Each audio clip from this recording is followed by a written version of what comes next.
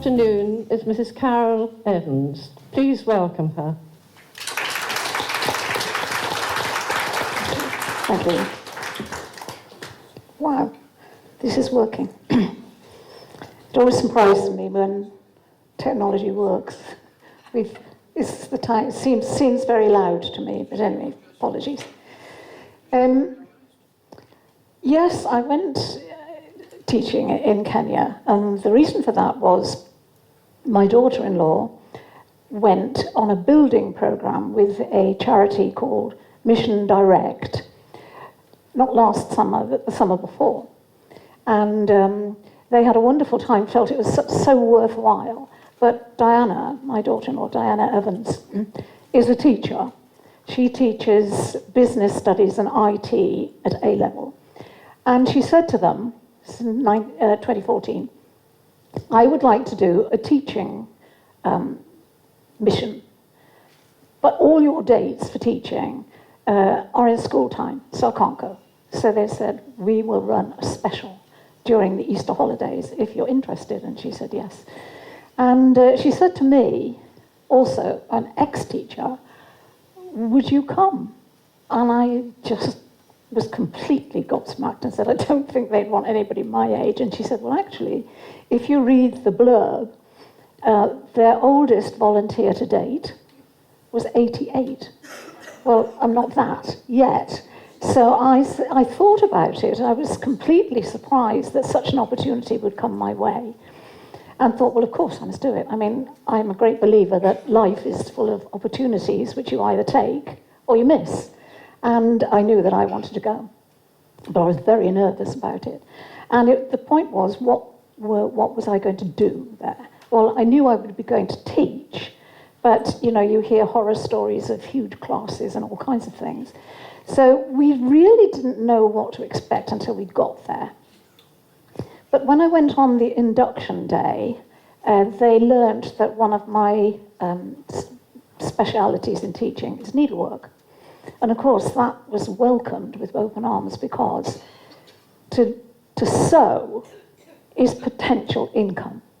So I immediately knew that I had something quite special to offer, and that's what I did. Now, Mission Direct, there's everything you need to know about Mission Direct over there, is involved in 9 countries in the world. And their strategy is to allow people to combine a holiday with some really good work, helping in whatever field or no field, just make themselves useful. But building, medical, IT, and teaching particularly are very welcome. And so people, probably mainly young people, I imagine, will give their fortnight's holiday. And this is what we were doing, really. Diana, during the Easter holiday, she actually works in an independent school, so she at least had 1 week when she came back to recover. But so Mission Direct uses the skills of many people, and they experience the country and yet turn their minds to helping. And it is a truly amazing, wonderful experience. Now, I went to Kenya, and their work is in a town called Narok. Now, Narok is northwest of Nairobi, and it's right on the edge of the Masai Mara. Now, the Masai people are the ones where the women wear all the beads, and the men have red and black cloaks. They're a warrior nation. And when I looked in the travel book, Narok, it says, if you're going into the Masai Mara on a safari, which is what most people do, Westerners will go there for that, you have to buy anything you're likely to need in Narok, because after Narok, there is 100 kilometers of nothing. You can buy nothing. So any petrol, food, anything you might need, buy it in Narok. So that was where I was based for a fortnight. Now, Nairobi is London, but Narok is like nothing on earth. Nothing in your experience, unless you're well-traveled, will prepare you for Narok, and that's basically what I came across. But Mission Direct take care of everything. I paid money. I paid £1,600 to have this experience, which basically is what you would pay if you went on a med cruise, perhaps, for a fortnight. I was going on a fortnight, everything found. But nothing could be further from the comforts of a cruise. But that's what it is. So it doesn't cost them £1,600 to keep me. So part of that money would go to what the work we're doing. And but we are encouraged, everybody going with a Mission Direct is encouraged to raise money. And also, Diana was being encouraged to to make a bigger group, to make our group bigger, because it was an extra group. It was a very small group, as you will see. So I was one of them, and then I thought, U3A is full of teachers, retired teachers. Some of them will be very adventurous, hopefully. So I put a little note in, a little appeal in the U3A newsletter, thanks to Doug's generosity. And the one person that came forward to join me was Rowena. Now, I don't know how many of you here knew Rowena, but she was very enthusiastic. And she said to me, I've done this twice before, Carol. I've been teaching in South Africa. Then she got major heart trouble, and she had all the necessary operations and things. And I saw your appeal and thought, I had already been thinking that I'm ready to do it again. And so I went to the doctor, and he's given me the once over and said, go for it. So I'm coming, which was wonderful. I didn't know Rowena well, but I did know her. And we had dealings with churches together. She went to Tabernacle, and I go to Stella Maris. So we got together, and we were preparing. And then I went to visit a friend in hospital one day, and who should be in the next bed but Rowena. And she said, don't worry, it's only my back. I've had a bad back for all my life. I'll be there. And up until 5 weeks before I went, Rowena was coming. But something went wrong there. She had to have an operation for her back. Something went very wrong, and she died. Now, at her funeral, there were many, many U3A members. And her sons decided to make an appeal. Instead of flowers, would people like to make a donation to Mission Direct? And that appeal raised about £1,000. So Rowena's presence was felt, really. And between us, my little group, that's my daughter-in-law, Rowena, and her colleague that came, we actually raised immediately £4,000, which was the basis for the slab for, I'll tell you what the main thrust of the fundraising was for. The slab to build a dormitory in a school for disabled. But Mission Direct in Narok was involved in 6 different projects. Now, to me, this is pretty staggering, really. They helped in the school, and we took part in each and every one of these projects. In the school, 1,600 pupils. There are street boys, and the street boys are characters, and they are a project in their own. There are 2 pastors. My story today is full of saints, I have to say. And there were 2 pastors in this town of Narok, Pastor Robert and Pastor Patrick, each doing amazingly saintly work. Pastor Robert he helps to look after the street boys, but he's also trying to set up strategies to help ex-street women to get off the streets and have an alternative way of living. And he also feeds his congregation with the help of Mission Direct every Sunday evening in his church. Is like a garden party. Now, when I told my friends and colleagues about this, they laughed, because nothing could be further from the idea of a garden party as we know it. But their garden party is full of his congregation, his neighbours, lots of them, children, barefoot, poor, but they are being fed by Pastor Robert. He and his wife are saints. And part of our job, Diana and myself, at his behest, was to set up a business school, Monday to Friday mornings, our first week. Remember, we're only there for 2 weeks. And Diana was well and truly up to this because she teaches business studies. And he said, I'd like you to run a business course for 30 women and teach them how to run their own, help them to start their own business. And my job in that was to take the ones that felt they could earn money by sewing, and I would teach them. They were sort of experienced a bit in hand sewing, but had no experience of machine sewing. And if you're going to earn a living by sewing, you've got to be able to use a machine. So that was that. So that's Pastor Robert. Pastor Patrick runs a home which he calls Mission with a Vision.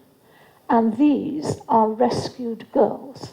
Now, part of the Maasai culture, which seems utterly shocking to us, is that at about the age of 10, the girls undergo female genital mutilation, circumcision. You can't fight culture, but some of these girls have the guts, basically, to run away from this. But once they've run away from their families, they're on their own, very much unprotected.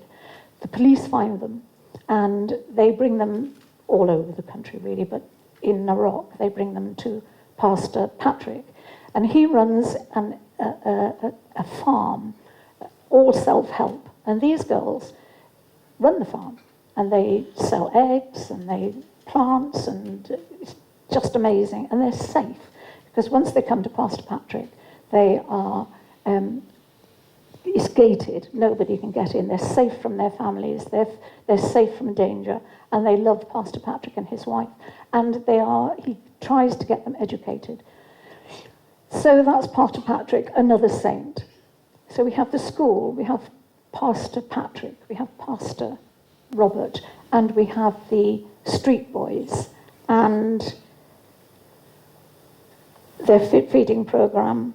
So we have utter saints, but our focus for the fortnight that we were there, and Mission Direct's main project for that year, for last year, was there are 2 nuns.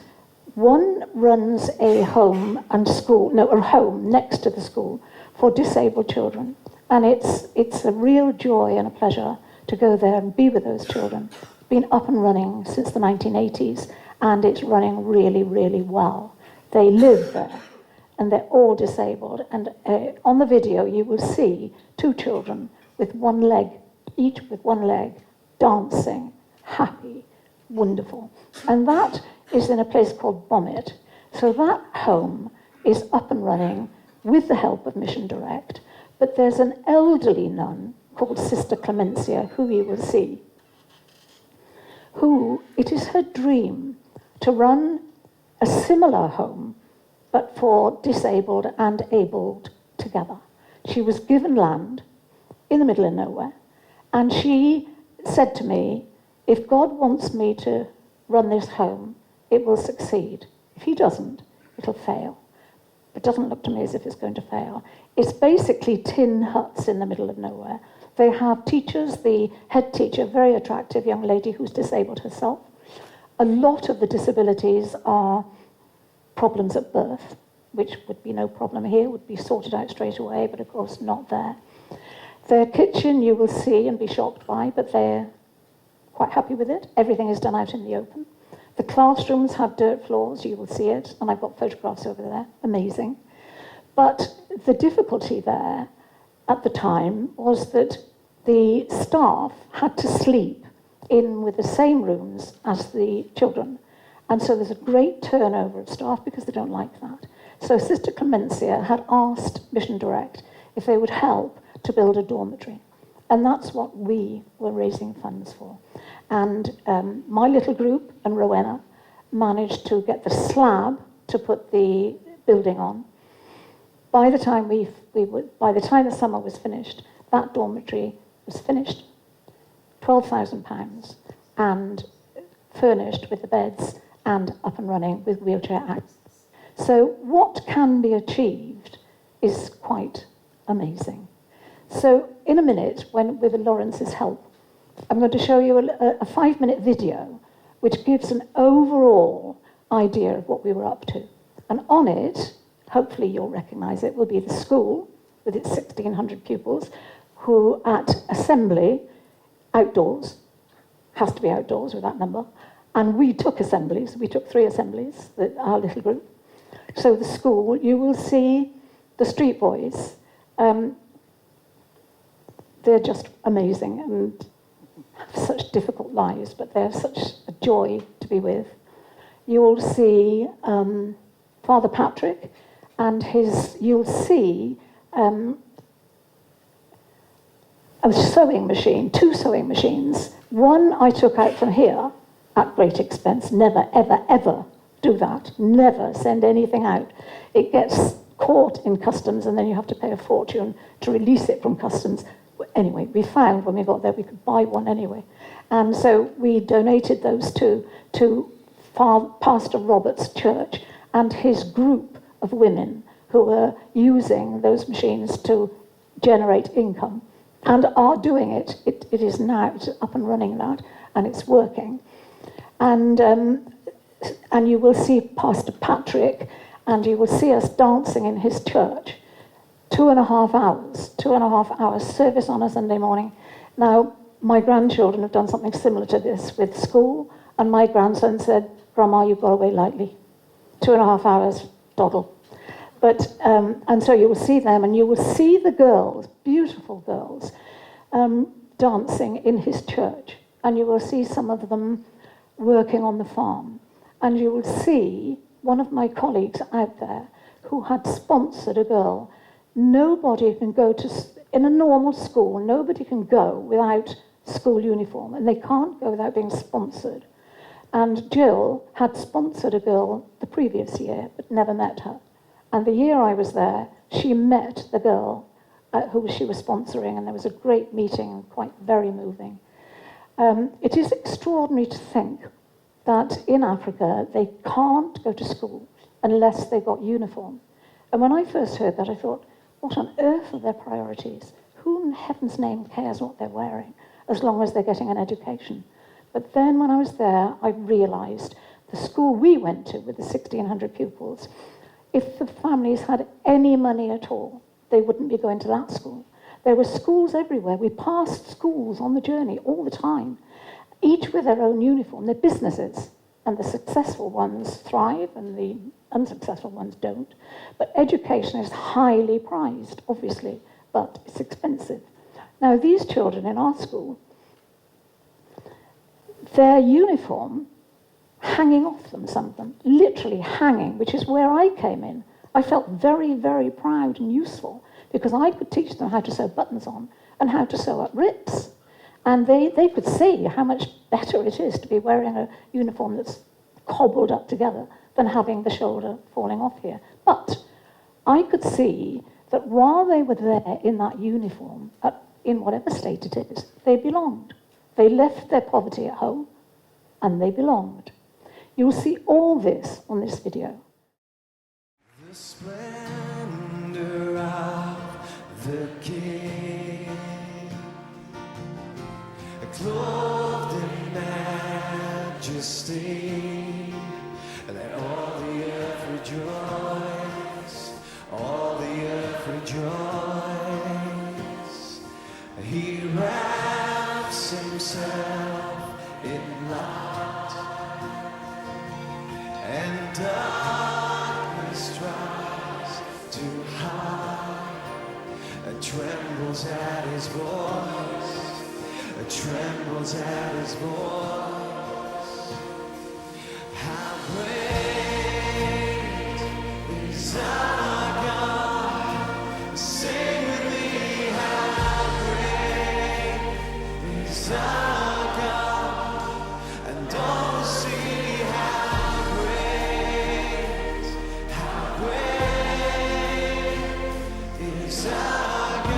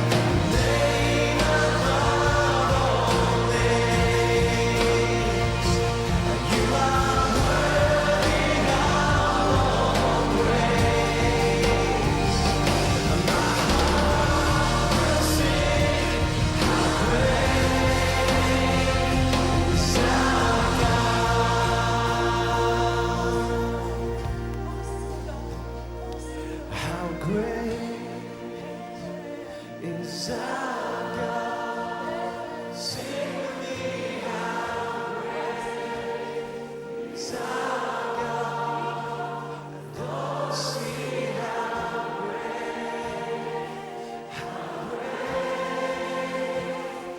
is our God. How great is our God. How great is our God. Sing with me, how great is our God. Oh, see how great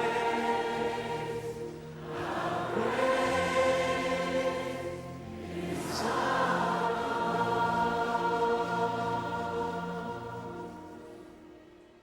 So the first week, Diana and I were doing the mornings with the teaching and the income generation, and then we would have lunch, and then in the afternoons we would go to one of the projects, the mission with the mission with a vision, teaching those girls. You could see how beautiful those girls were, and how happy, and each of them would have a terrible, terrible story to tell.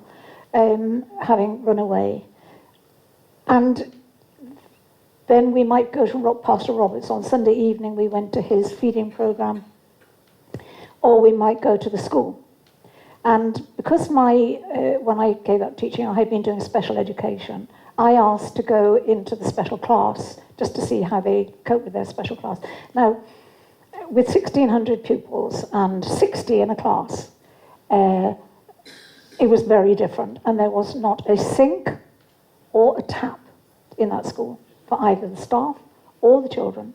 There was like, it looked a bit like a holiday camp, really. It was sort of like chalets everywhere, but they were classrooms, but they were tin, really. And like a bath, a large bath in the grounds with water, and I don't know to this day whether that was rainwater, because they'd get heavy rain, or whether it was mains. I doubt it. But the children cleaned out their classroom every morning from this water. The staff brought their own coffee and stuff, and they brought it for us as well when we were there, on the days that we were there, which wasn't every day. But the toilet, I don't know what the children did, but in my classroom I had the most inspirational teacher, but the woman particularly, utterly inspiration. And during break, I said I needed the toilet, so she just gave me paper, and we went to a little sort of closet thing behind the hedge, and the toilet, for her and me, was a hole in the floor, concrete floor, but a hole, and then gel for our hands. Now, all the teachers in that school were incredibly smart, and we were just trying to work out, how can you be that smart and that dedicated with conditions like they had? It's because they're not used to anything else, I can only think. But they made us so welcome. And I'm going to take you through now picture by picture, which will help me to keep focused. And this is our team, very small team, by comparison with the next team, which you'll see later. In the front is a young 17-year-old Muslim boy. Next to him is Steve, who is basically Mission Direct's man in Africa. Our man in Africa, Steve, and he is a saint.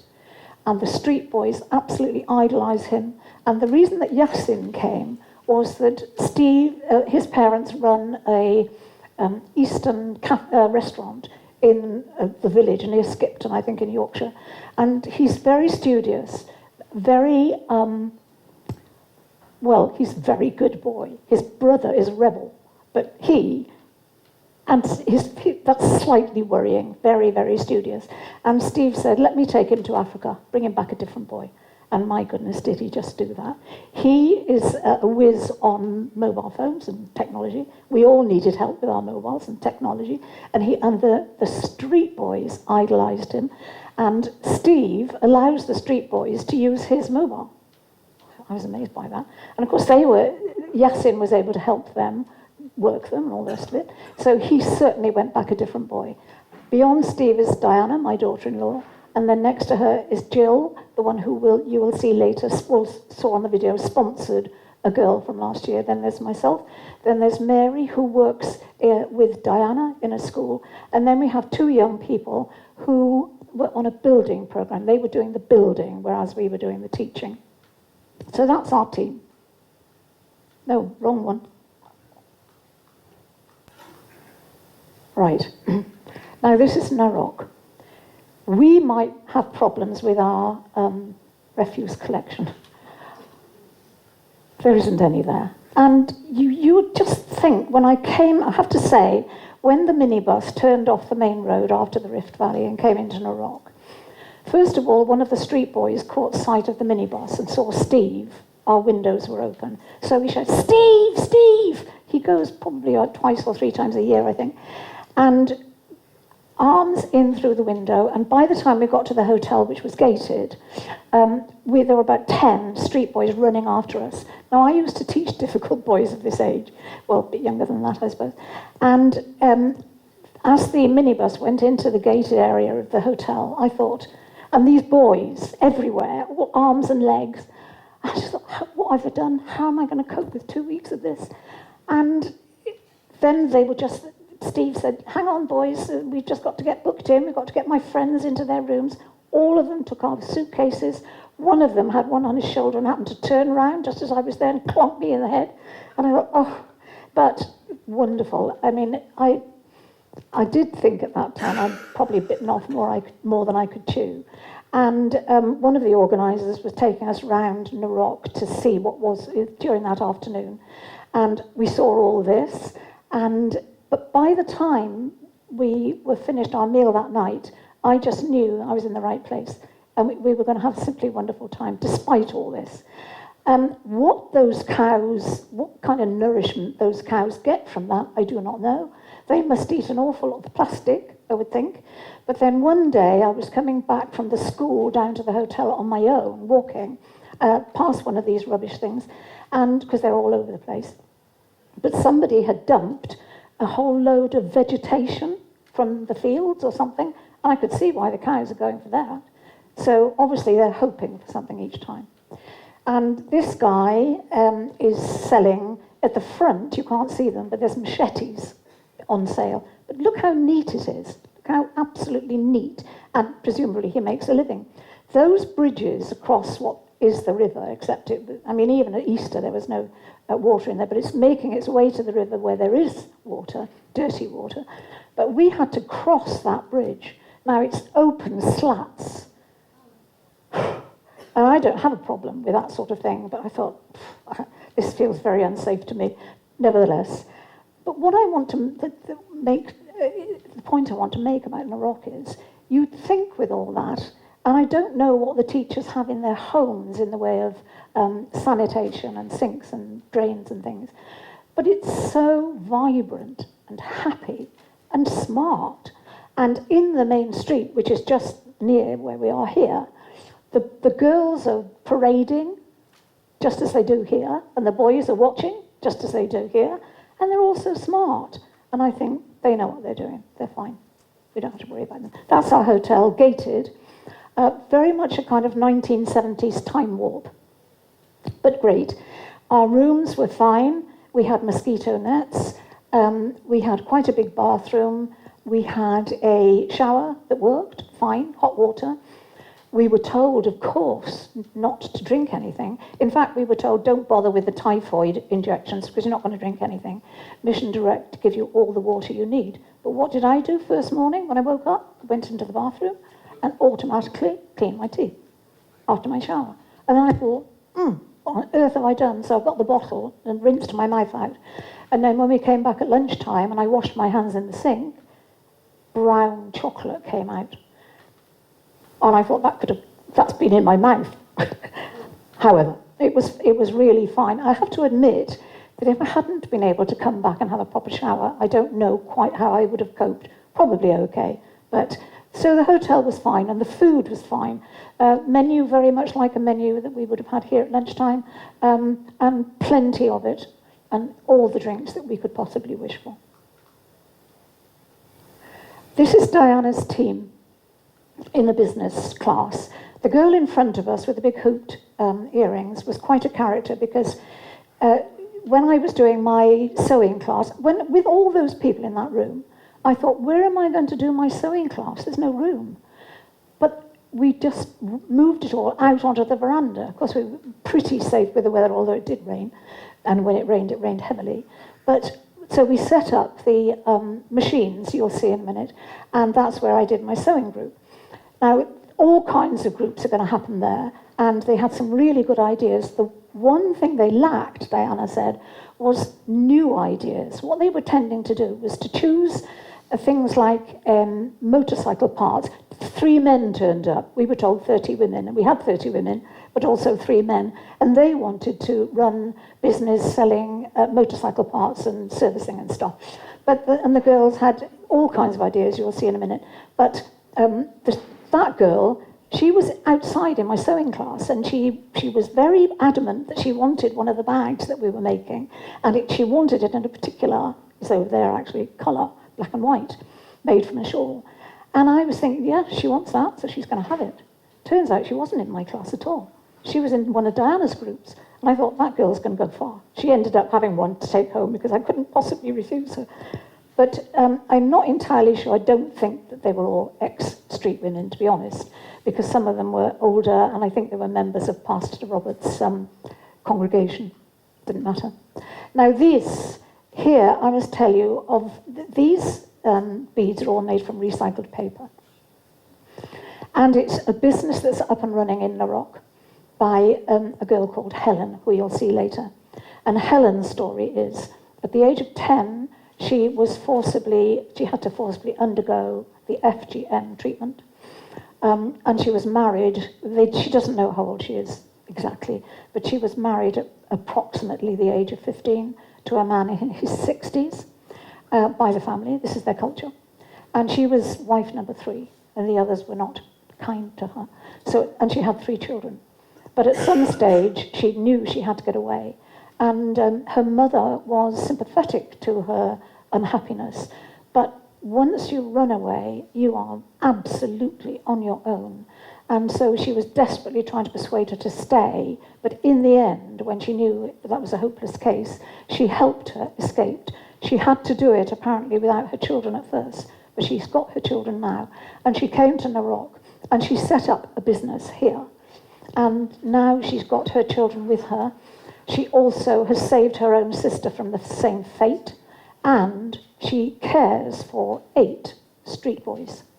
Now, if that's not saintly behaviour, I don't know what is. So, Helen, and she sells her things, obviously in Iraq, but there's another saintly girl, really, Rachel, in the UK, lives in Newbury, which is near where Diana lives, and she sells her stuff for her via the internet and at local craft fairs and things. And I was able to buy back one of the bags that we were making, not finished, they finished it, and I managed to buy it, and they sell for, well, I paid £10, but actually £5. So we do know that they are being sold, and also beaded flip-flops, which are over there. Helen's, and she is successful. Good for Helen.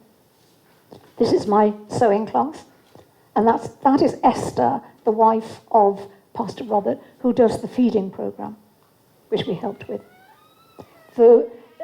Other than the singers, they're all Chinese sewing machines that were constantly going wrong. Really drove me mad. And here's the 2.5 hours of service in the morning. And this is the feeding program. Now, obviously, they're not all poor. You can see this girl here has the most beautiful uniform. But you saw on the video some of the really poor. It was a terrific experience. And there's Jill with the girl that she sponsored. And there's the girls working in the farm.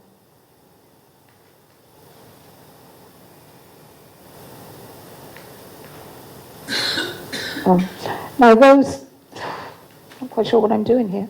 Yeah, there we are. This is the farm work. And what I wanted to tell you, you saw a picture on the video of eggs.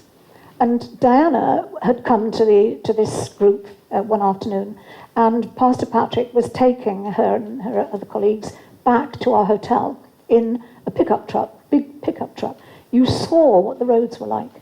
And that pickup truck was crammed full of eggs to sell. All like this. That's your journey. Diana said, how are those eggs going to get to the market or wherever they're going to sell them in one piece? They did. So they've got it taped. Now, these were my speciality in the mission with the vision. These are all rescued girls.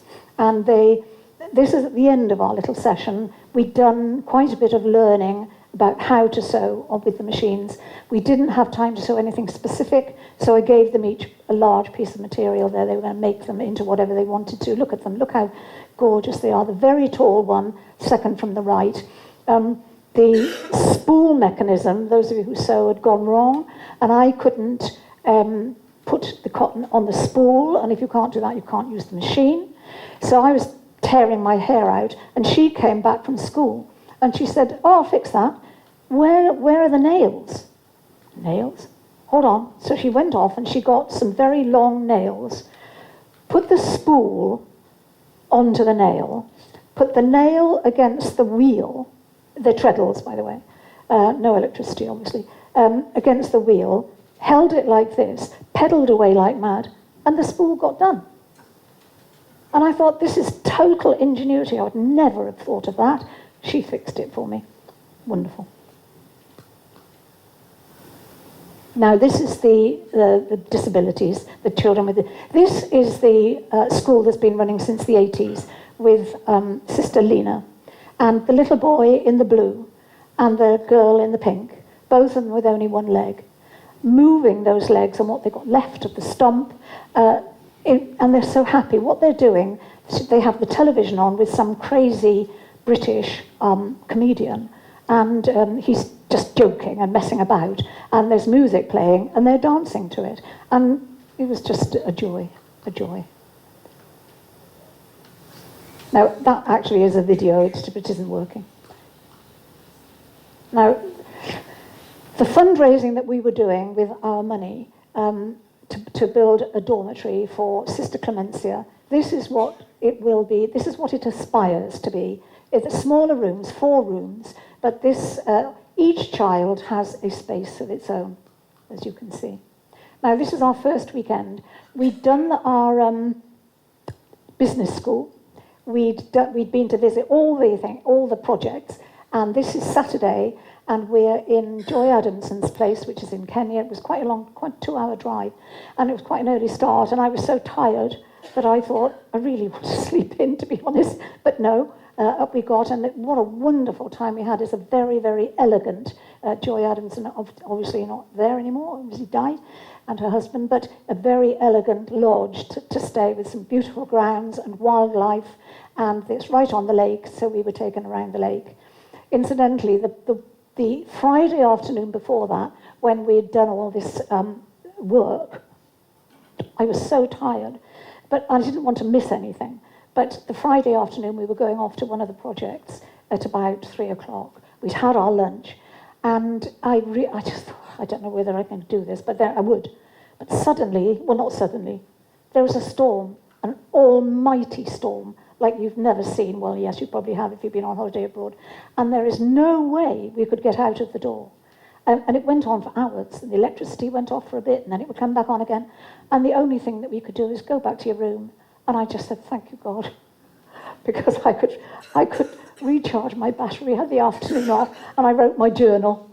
That was just great. But this was a wonderful day, and then that was on Saturday and back home, and then the second day we went to a Masai Mara experience, very touristy, but they gave us the treatment really, and that was sheer bliss really. Now this is Helen, and this is Mungo, the youngest of the street boys who lives with her, she cares for him. And here we are all buying, and that's Helen in the blue, and somewhere along the line is her sister. Amazing. Now this is Steve.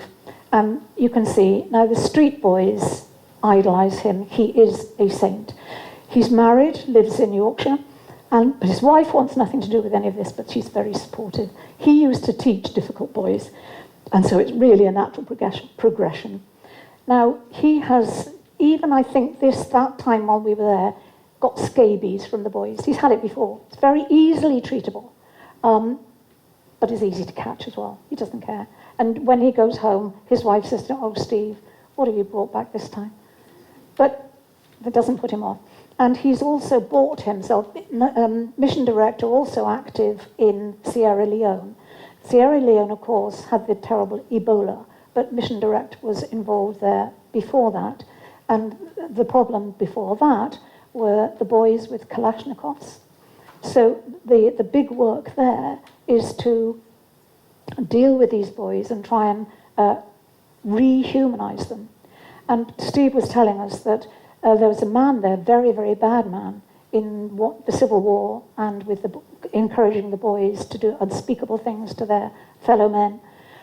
But he had a change of conscience, and he started to try and help the boys. And then he died, but two of his students then took it on. They had experienced this, done unspeakable things, and that community to help the boys is up and running now, and Steve is heavily involved with it, and he has bought himself what he calls a house on the beach, because their activities, if I went to do with Mission Direct in Sierra Leone, it would be on the beach, and that's where they do their activities, and he's got a house which is probably a shack, but he absolutely loves it, and so there is Steve. And each day at breakfast, there was more breakfast than we could eat, very basic and the same every day. I never ate the toast, for instance, didn't have room for the toast. So anything we didn't eat, they just sort of put together, and Steve and some of the others, Diana, not me, went out into the outside of the gate of the hotel to feed the street boys. Now, some of the businesses around didn't like that at all, because they felt that Steve is encouraging the boys. But nevertheless, we were not put off, and they would give them the leftovers from our breakfast.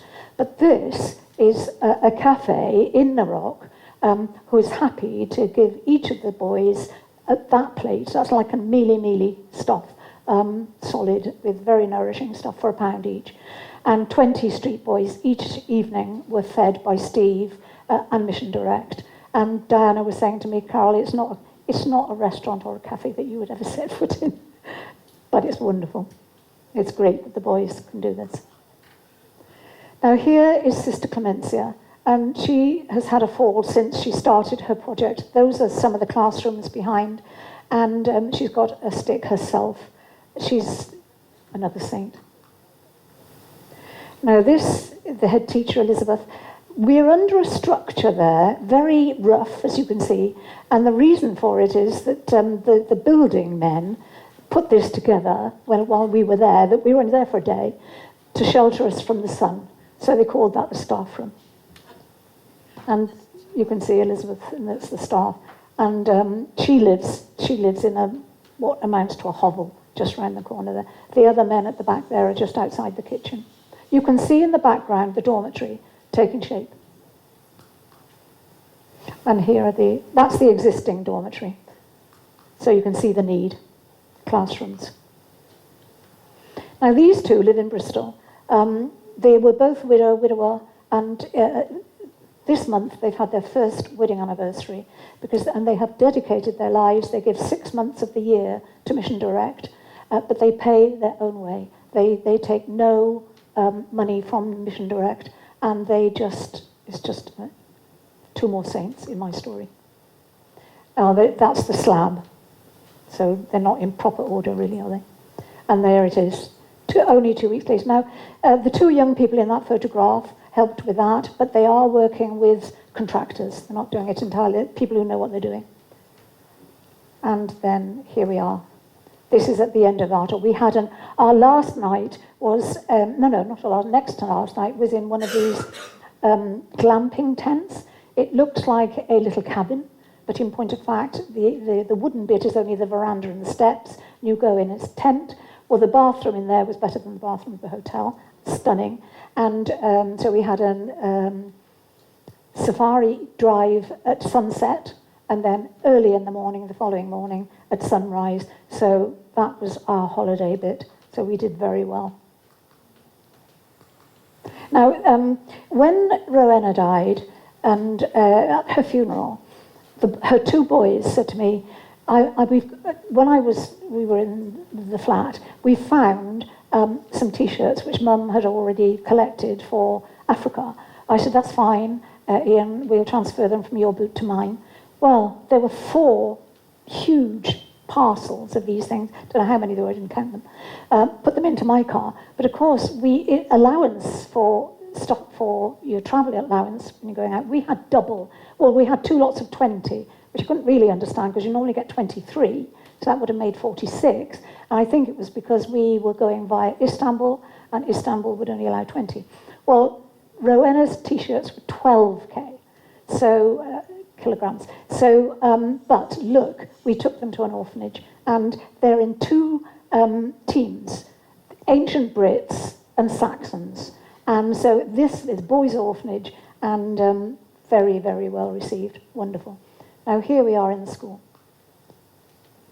And when we were at the end of the, we were told that we could take groups. Now, our input to the school, Diana and Mary Mary teaches maths, and Di had prepared a huge pile of maths games.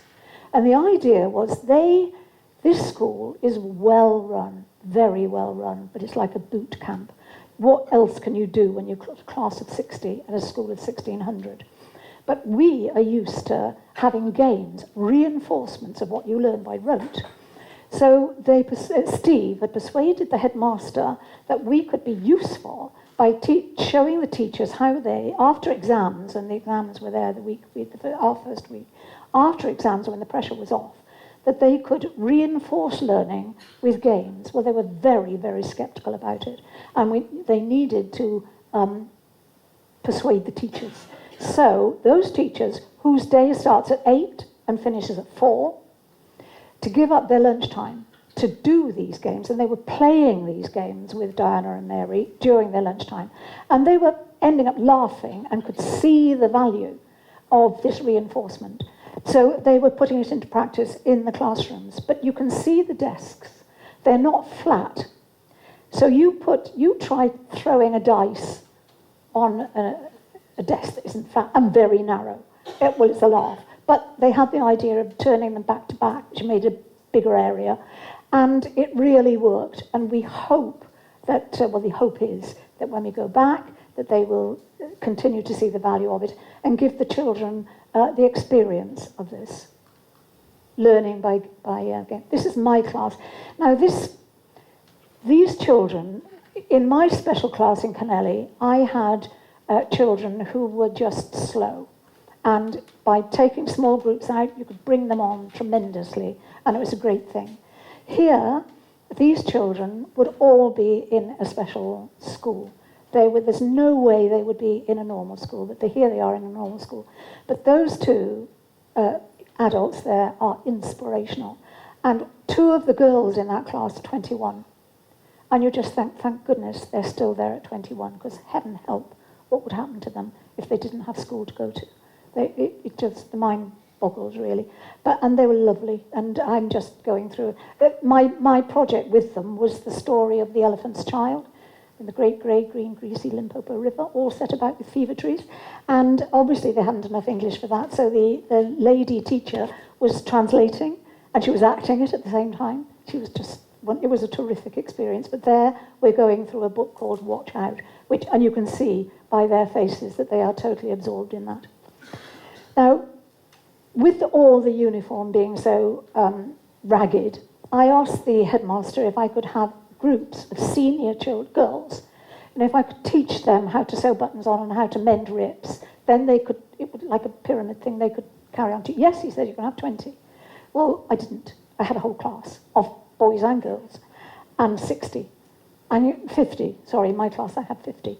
So I ended up having to teach from the front how to sew on a button, with a little bit in the middle, and sew up the rips. And I said to them, there's a bit of time left now before the bell goes. if I've had all the buttons, I'd sorted them out into red, grey and white. If you've got any buttons missing, which I knew they would have, here's your chance. You've got your needles, you've got your cotton. And one boy was helping somebody else and tapped me, and I turned around and he'd sewn 3 buttons on his own shirt. I could have hugged, well, I did hug him. And I thought, this is really the work working. And what tickles me about this photograph is the girl who's facing the camera. And I'm busy, and Jill is taking the photograph. Now, either that girl is bored out of her mind, or else she's very disapproving of Jill taking the photograph. I don't care which. Anyway, there we are. Oh, and I said to the children, in the staff room, I'm leaving this tin box with buttons, with cotton, with scissors, needles. If any of you want to mend your uniform during break, go to the classroom. Mrs. whatever her name is, unpronounceable, will give you the box and you can do it. So that was great. Now, all that you've seen so far, if I'm not boring you, happened while we were there. But then in August, a new group came. Look how many there are, and I shall click through these quite quickly. They're carrying on. Now they're putting the roof on. Look at the work, and look at the age range. And that's scaffolding. Imagine, health and safety.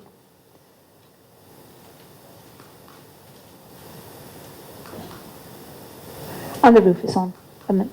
Incredible. I met that boy at the debrief. We had a debrief day in September. His name is Harry.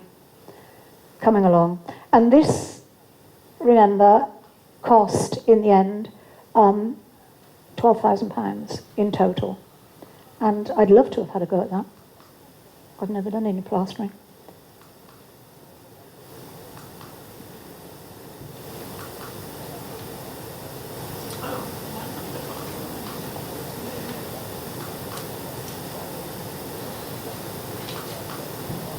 Now, you'll like this.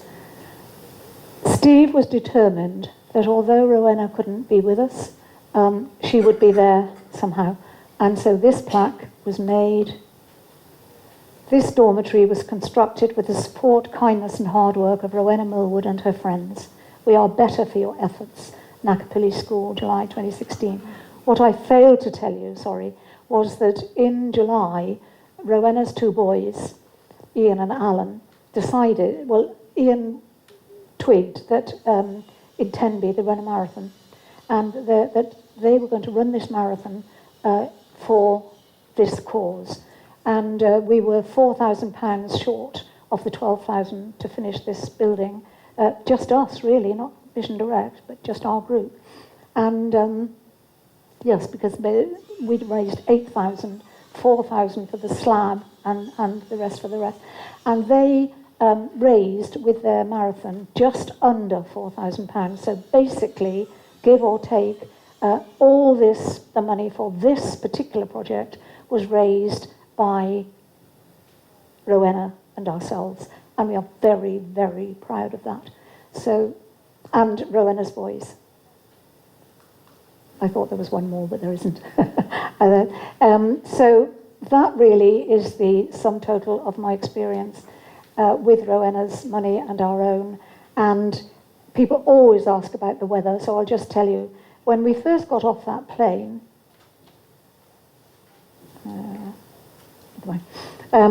I was expecting like a blanket of heat, like sometimes when you go, even on holiday, when you get off the plane. It wasn't. It really wasn't.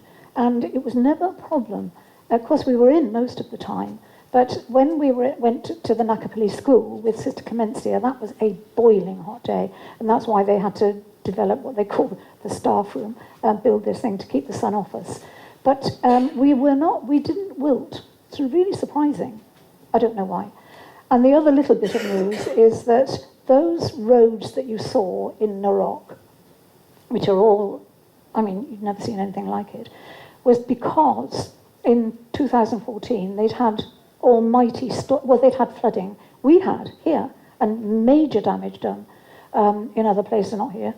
But, and that's what had churned the roads up. And I looked on Facebook yesterday, and apparently the Chinese have come into Narok and they have sorted the roads out. And those roads are now level. It's scarcely believable. So the Chinese are doing great work, but the only problem, I think, there is I went sometime during the year to a talk by Mark Golding, head of Save the Children. And one of the speakers there was saying that the Chinese are doing untold damage in Africa because they're bringing their own workforce in.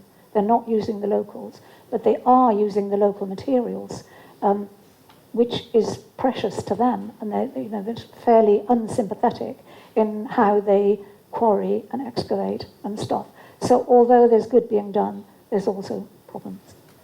So that's the end of my particular experience in Africa. If anybody has any questions, I'd be delighted to answer. But for me, it was really obviously the most enlightening experience of my life. And I am truly, truly grateful to have had the opportunity at my great age. And I'd like to appeal to everyone here and to anybody I talk to about this, that if either you, as a teacher or a builder, or anybody in IT or medical, incidentally, Yasin, the young boy there, is training, wants to be a doctor. And what he did every day was to go into the theatre in the hospital. He wouldn't be allowed to in this country for obvious reasons, but he was allowed there. And he saw incredible things, happy and bad. And he used to come back at lunchtime and tell us what his experience had been. And one day, he said he'd seen this young man whose ankle was completely gouged out through, right down to the bone and damaging the bone through a motorcycle accident. Motorcycles are big. All the young people want motorcycles, and somehow they manage to afford it. And so motorcycle accidents, I think, Anyway, so there's, I would like to appeal that if anybody has any relatives or friends or whatever, this is a way of seeing the world and doing something special. And they operate in 9 countries, including Rio. The favelas that we saw at the Olympic Games, they're there and they're in. And there's brochures over there which will tell you how many places they're involved in. Will I go again?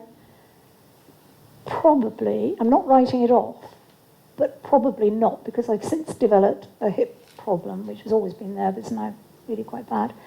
And what happened with me was that I kept up, I earned my place. I wouldn't have missed a single minute of it, except I was grateful for that one afternoon off. Thank you for the storm. When I got back, I was fine and just carried on with my life, but my energy levels just kind of plummeted. And it was quite a number of months before I was functioning at the same level of energy again. Well, if I knew that was going to happen. But I am told, now Diana is going with her other daughter, my older granddaughter there, but they're not going to Kenya, they're going to Uganda. And I'm told it's a gentler thing there. All those projects, 6 projects, and involved in all of them, pretty hard going. But what they'll be doing is teaching IT, because IT apparently has been in technology, has been put on the curriculum, but they haven't given the money to train the teachers as to how to teach it. Now, Diana will be able to help there, and she will help to train the teachers as well as the students, and that will be their main job. Well, that's no good to me because I've got no skills there.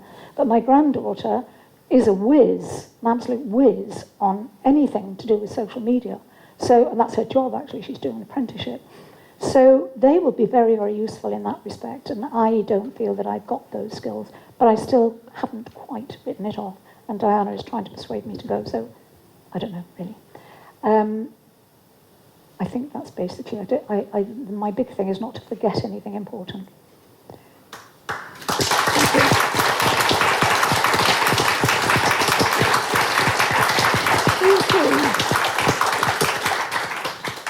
Any questions? Anybody want to ask anything? No, it's probably covered it all. That's what I tried to do. Okay.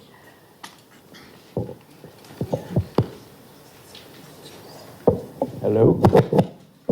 Hello? Yes. John's going to ask me something I don't know. I can see it. Carol, right across the world now, we're hearing about the involvement of Western culture into other countries, sometimes cultures that are totally, perhaps not alien, but very different to ours, in terms of families, in terms of their attitude towards communities.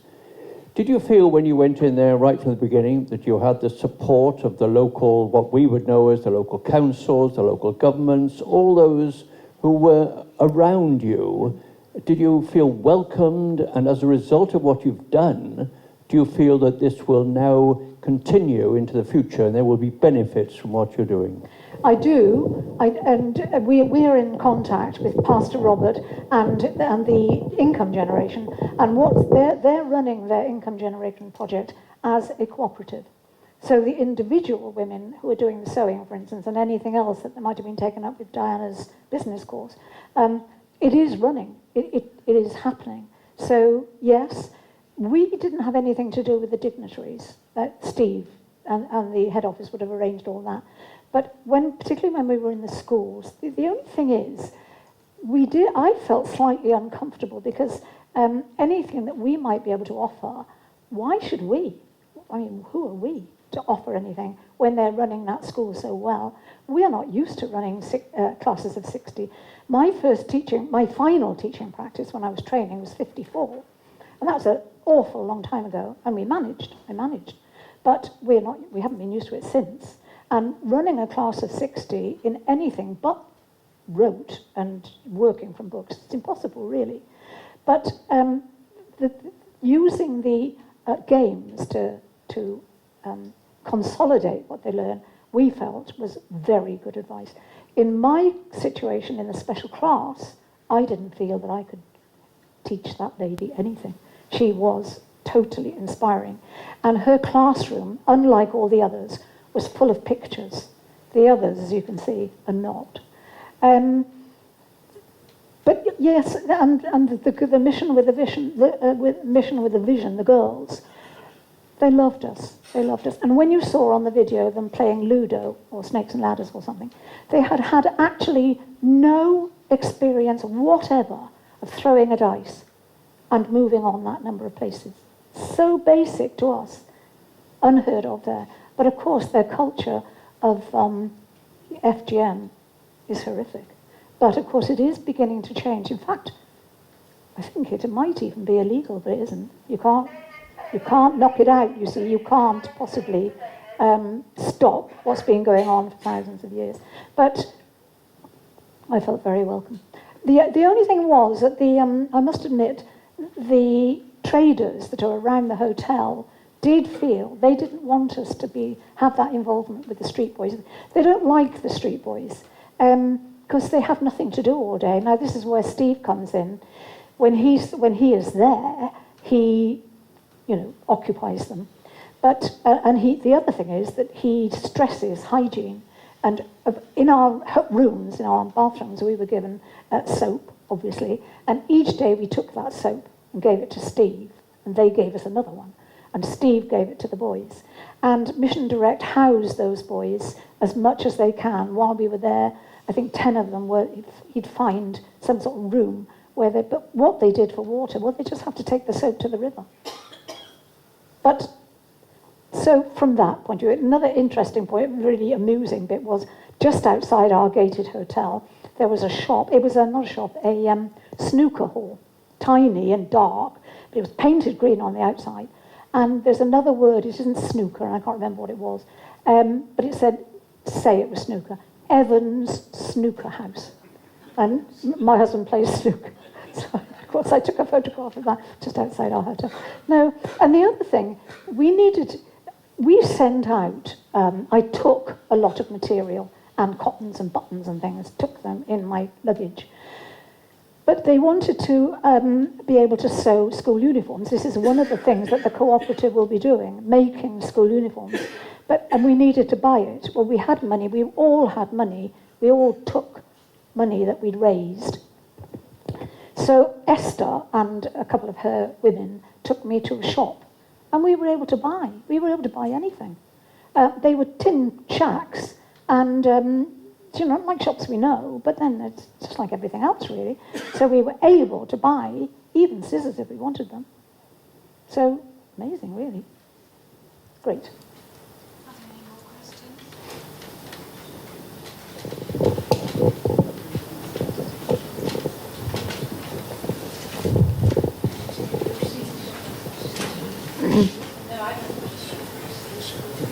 Is there Are there any more questions? Does anyone else want to ask anything more about Celia? Okay. Yeah. Well, thank you very much. I'd like to Been a ask pleasure. Andrew to come and give a vote of thanks. Thank you. You can better use that one up there. What an inspiration. This time last year was very sad because we were just losing a lady who I barely knew but was feeling beginnings of a friendship and looking forward to expanding that friendship. She was coming to the classes that I do, and a lot of people were meeting this lady, and she was obviously full of hope and full of ideas, and it went wrong. But in the course of that year, what has happened? How has her memory been helped, or how has it helped this other inspiring story? The phrase "for all the saints" came up for some reason, Yes, I can see why. and their labours ain't resting. So, I thought it was a very special talk. There is more to be found out over there, which would be one way of looking and saying thank you. I'm afraid I'm one of the many teachers in Porthcawl, and I'm sort of stuck between, no, I don't want to go on a cruise, and I really don't think I can quite do that. However, it was an enormously inspiring story. I think you used the word being privileged to have done it. Well, we are privileged to have heard about it, and I hope we can find ways of supporting it. Thank you very, very much. Thank you. Thank you, everybody. Thank you, Andrew. Thank you for listening, folks.